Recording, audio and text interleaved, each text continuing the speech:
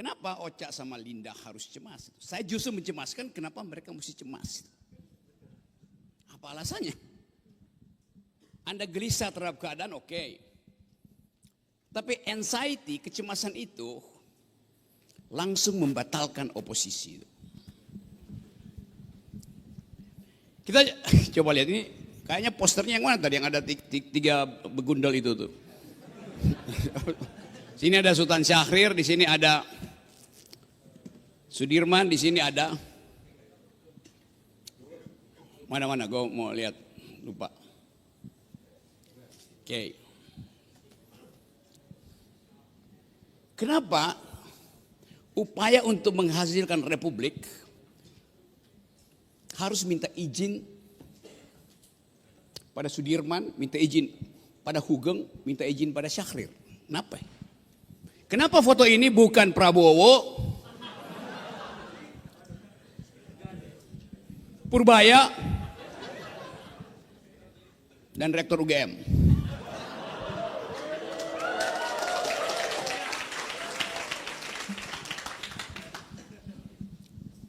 Dipilih sengaja untuk mengingatkan bahwa republik bukan sekedar bentuk,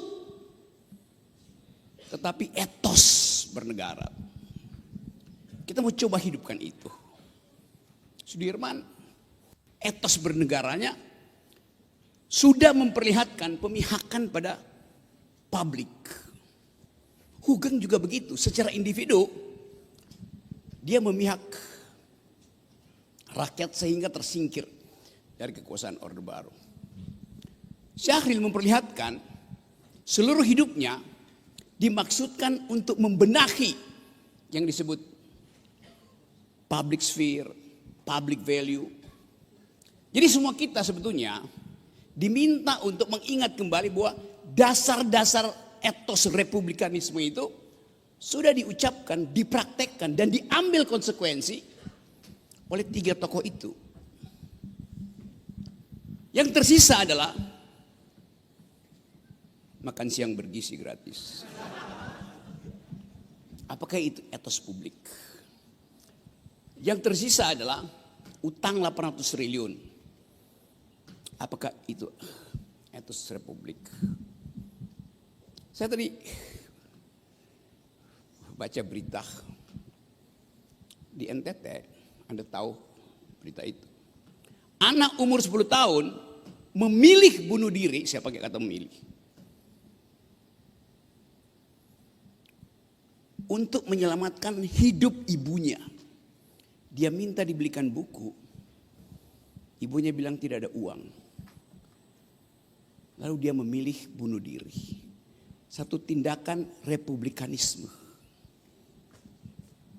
Yang kalau kita bongkar, anak 10 tahun bisa memilih bunuh diri dan menulis surat pada ibunya. Ibu, saya pergi dulu. Ibu tidak perlu bersedih. Harga buku itu berapa? 10.000. 10.000 itu berapa per mil dari 17 triliun yang disumbangkan oleh Prabowo pada Donald Trump? Apakah Prabowo punya etos republikanisme? Atau anak 10 tahun yang memilih secara rasional untuk bunuh diri? Itu tindakan rasional yang sangat dewasa. Walaupun dengan konsekuensi secara psikologis kita mesti periksa latar belakang. Tapi dia memilih untuk, dia mau pergi. Dan tanpa ragu dia putuskan, hidup saya harus saya hentikan supaya hidup ibu saya berlanjut. Supaya hidup 5 adiknya berlanjut. Supaya hidup kecamatan itu berlanjut. Supaya hidup kabupaten di NTT berlanjut. Supaya publik mengerti bahwa ada yang gak beres dengan urusan republik. God of small things. Kata siapa novelnya yang di situ? God of small things. Roy yang dapat Nobel, Arundhati. Kita coba pahami kehidupan hari ini dengan mulai menguji bahwa ada etos bernegara yang hilang di kita. Sejumlah oposan bertemu dengan Presiden Prabowo, keluar dari Kertanegara senyum. Setelah oposisi pasti dapat posisi. Lalu perlu menerangkan pada publik isi pertemuannya ABCD itu. Padahal 2 hari setelah itu Presiden Prabowo pidato di Sentul. Tidak ada yang boleh menghalangi pemerintah dalam upaya untuk mencapai kemakmuran, keadilan, kejujuran. Semua normatif itu diucapkan oleh Presiden Prabowo. Tapi di ujungnya dia bilang, asal jangan cari gara-gara dengan kerusuhan. Walaupun dia masih tambahkan, bom molotov nggak boleh. Tapi prinsipnya diberi.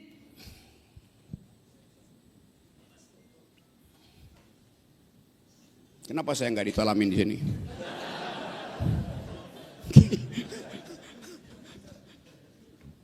Di belakang uraian Presiden Prabowo ada kecemasan tentang kemungkinan demonstrasi. Coba kita lihat, seolah-olah stabil, tapi undercurrent politiknya penuh dengan kegelisahan. Ini kehidupan pertama ketika kita paham bahwa pada akhirnya seluruh investasi buruk selama 10 tahun Jokowi harus ditelan oleh Prabowo. Udah di sini sebetulnya tuh kemarahan publik. Udah di sini ketidakadilan. Di sini ketidakjujuran. Sekali Prabowo datang bicara, dia langsung sampai di hidung. Maka Presiden akhirnya tenggelam. Ditenggelamkan oleh past event. Apakah IHSG drop kemarin gara-gara kebijakan Prabowo? Ya sinyalnya di situ. Tapi ini akumulasi dari pemalsuan dokumen, dari goreng-goreng saham tuh selama 10 tahun. Apakah hutan yang di Sumatera itu hancur gara-gara 1 tahun Prabowo? Ya. Tetapi dia akumulasi dari 10 tahun dibiarkan oleh Presiden Jokowi. Artinya selama 10 tahun tidak ada etos republikanisme. Yang ada adalah etos kerajaan. Jadi kita hidup di dalam bentuk republik without republikanism ethics. Kita sebut ini republik. Tapi kalau kita cari ke segala sudut, mana etos republikanisme? Ini kampus yang didesain untuk reinvest, revisiting our past. Karena Departemen Sejarah UGM sendiri dimaksudkan untuk mengingat ide-ide republik. Tapi justru dari sini pembusukan itu dimulai. Karena rektor jadi semacam agen dari kekuasaan. Jadi kalau SMI mengambil inisiatif untuk menghidupkan kembali ide republikanisme, memang itu yang defisit di kita. Yang nggak ada. Anda mau pilih negara ini dihasilkan dengan cara apa? Tentu sistem ekonomi bisa dikembalikan dalam pengertian-pengertian Sumitronomics. Terakhir Pak Prabowo ngomong tentang Prabowonomics di Davos itu. Ya boleh aja. Untuk disandingkan dengan Reaganomics, Thatcherism di tahun 80-an. Tapi kalau kita tanya, epistemological foundation dari Prabowonomics apa? Metodologi dari Prabowonomics apa? Reaganomics pasti ada asal usul, ada asbabun usul dari Reaganomics, yaitu libertarianisme, neokonservatisme, yang diasuh dengan kuat secara akademis di kampus-kampus kanan di Amerika, terutama the Chicago School of Thought. Reaganomics bertumpu di dalam metode yang kuat tentang monetarisme yang menghasilkan neokonservatif dalam politik dan neoliberal dalam ekonomi. Ada mazhabnya. Thatcherism juga begitu. Margaret Thatcher dengan sempurna mengatakan, saya ingin ekonomi tidak diganggu oleh buruh, karena itu saya anti gerakan buruh. Jujur dia ucapkan. Sehingga kita tahu arah dari ekonomi Thatcher, ekonomi Reagan, bahkan Habibinomics ada metodenya tuh. Untuk memperlihatkan bahwa ekonomi harus mengasuh teknologi. Jadi semua hal yang bisa diberikan fondasi oleh ilmu pengetahuan bebas untuk diperdebatkan dan dipertengkarkan. Sekarang orang mau bertengkar tentang Prabowonomics. Di mana pintu masuknya?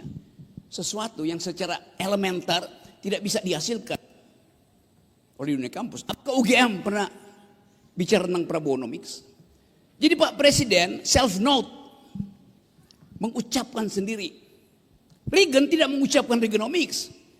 Dia dihasilkan oleh diskurs panjang untuk menyebut ini a kind of economics, namanya Reaganomics. Thatcher juga begitu. Jadi kita mulai melihat bahwa keinginan presiden untuk memperlihatkan postur dia di dunia internasional tidak di backup oleh tradisi akademiks. Padahal beliau di belakang rumahnya Kertanegara itu, juga di Hambalang, itu buku semua. Tapi buku hanya disebut buku kalau ada kelompok yang mendiskusikan isi buku itu. Apakah orang-orang di sekitar Pak Prabowo mendiskusikan ide republikanisme? Sampai kiamat kita nggak bisa temukan satu pun keterangan bahwa Presiden Prabowo dilindungi oleh the very ideas of republikanism. Padahal ini republik. Apa akibatnya? Yang kita lihat sehari-hari, ada infrastruktur republik, yaitu bentuk negara, tetapi instalasi di dalamnya adalah feodalisme,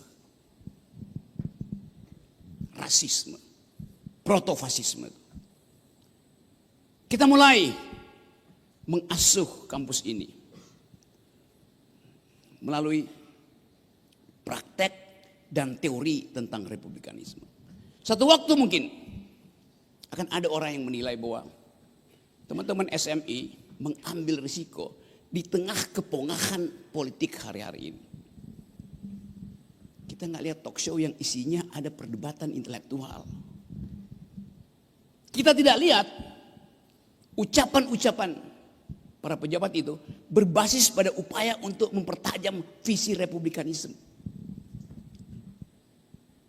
Dan ini akan berakibat pada pesimisme jangka panjang, kehilangan harapan. Tapi saya ingin ajak teman-teman untuk memulai secara perlahan-lahan memfasilitasi negara ini dengan a new kind of curricula, yaitu republikanisme. Di dalamnya kita bisa isi macam-macam versi ekosipasi yang ditulis sebagai dalil oleh Profesor Robert, versi hukum progresif yang diperjuangkan oleh Uceng. Jadi inti dari kita berkumpul di sini adalah untuk connecting the dot of republicanism yang ada di Universitas Hatta, yang ada di Universitas Samratulangi, yang ada di Hasanuddin tuh. Kita ingin bikin koneksi itu, the web of intellectual. Tanpa ide itu, kita cuma marah tiap hari itu. Semua orang marah ke semua arah. Marah ke semua arah artinya marah tanpa arah. Kita ingin marah karena kita punya arah, yaitu republikanisme. Jadi sekali lagi kita bisa bikin kurikulum, metodologi bisa kita persiapkan. Tapi sekali lagi menjadi seorang republikan itu adalah etos. Bukan berteori, bukan sekedar berharap bahwa memenangkan pemilu itu. Jadi tanpa republikanisme tidak ada yang namanya NKRI itu. Apalagi tambahin NKRI harga mati itu. Di harga berapa NKRI mati kalau tidak ada republikanisme? Ini tradisi baik yang tidak dilakukan di partai politik. Tapi kita tinggalkan hiruk pikuk di partai politik. Anda dapat data, begitu banyak anggota parlemen kemarin, ternyata ijazahnya itu dibeli. Mau ngomong apa dengan mereka yang ada di parlemen? Jadi pastikan bahwa hari ini kita mulai satu tradisi untuk menghasilkan ide hanya atas dasar kita punya pengalaman pahit dengan kolonialisme, kita punya pengalaman dengan imperialisme, kita punya pengalaman pahit dengan rasisme, kita punya pengalaman pahit dengan komunitarisme. Kita ingin hidupkan kembali ide republikanisme. Saya balik pada 3 tokoh ini. Sudirman mengambil risiko memperjuangkan republik. Kendati pada waktu itu belum ada Panadol. Dan membiarkan tubuh privatnya digerogoti oleh penyakit demi ide kebersamaan, demi ide kesejahteraan manusia. Tentu ada komando sebagai militer, tapi di kepalanya ada ide tentang kemanusiaan yang adil dan beradab. Terangkan pada Sudirman bahwa yang terjadi sekarang kasak kusuk antara tentara dan polisi saling bersaing untuk pegang kekuasaan. Padahal bukan itu ide awal dari Sudirman. Pak Hugeng, 2 bulan lalu saya menemui diundang oleh istri beliau, Tante Mary, umurnya 100 tahun. Dengan memori yang kuat, dia menangis ketika mengucapkan, satu waktu saya mau ke Belanda, kata Tante Mary, istri Pak Hugeng yang udah 100 tahun. Untuk menemui ayahnya yang orang Belanda. Kata Jenderal Hugeng, kamu gak boleh pergi.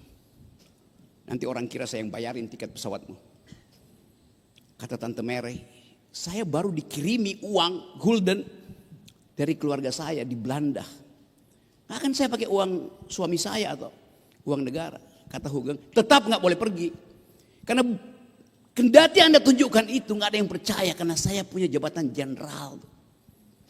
Jadi etos Hugeng memperlihatkan bahwa dia tidak ingin satu kesempatan kecil dimanfaatkan oleh mereka yang membenci Hugeng karena wataknya yang jujur itu. Dan menyebabkan seluruh ide tentang kepolisian hancur. Seseorang yang punya etos republikanisme itu. Sultan Syahrir. Satu waktu Sultan Syahrir naik pesawat di sekitar Indonesia Timur. Lalu dia lihat dari jendela. Dia komentar pada, kalau nggak salah, Rosyan Anwar ikut di pesawat. Kelihatannya kita akan punya masalah besar, kata Sultan Syahrir waktu itu. Kenapa, Bung? Saya lihat perkampungan kita itu berkelompok-berkelompok. Ada komunitas-komunitas tapi tidak terhubung dengan isu publik. Komunitarianisme hidup without public sphere. Jadi Sultan Syahrir mengambil risiko untuk berhenti jadi politisi dan mulai melakukan pendidikan politik. Karena dia melihat bahwa di dalam keadaan semua orang tidak terhubung dengan isu publik, tidak ada ide republikanisme, yang ada adalah pameran demagog. Maka dia memilih untuk jadi pedagog dan kita tahu sejarahnya. Jadi kita lihat betapa etos republikanisme adalah pilihan otentik dengan resiko eksistensial. Sekarang Anda ajukan pertanyaan, siapa dari 100 Menteri Prabowo yang do speak republikanisme dalam pengertian etos dari 3 referensi kita hari ini? Kita bisa perlebar referensinya. Tapi kita mau mulai menutup kecemasan kita tadi. Kita bukan orang-orang yang pesimis, juga bukan orang-orang yang optimis. Kita orang-orang yang determinis. Terima kasih.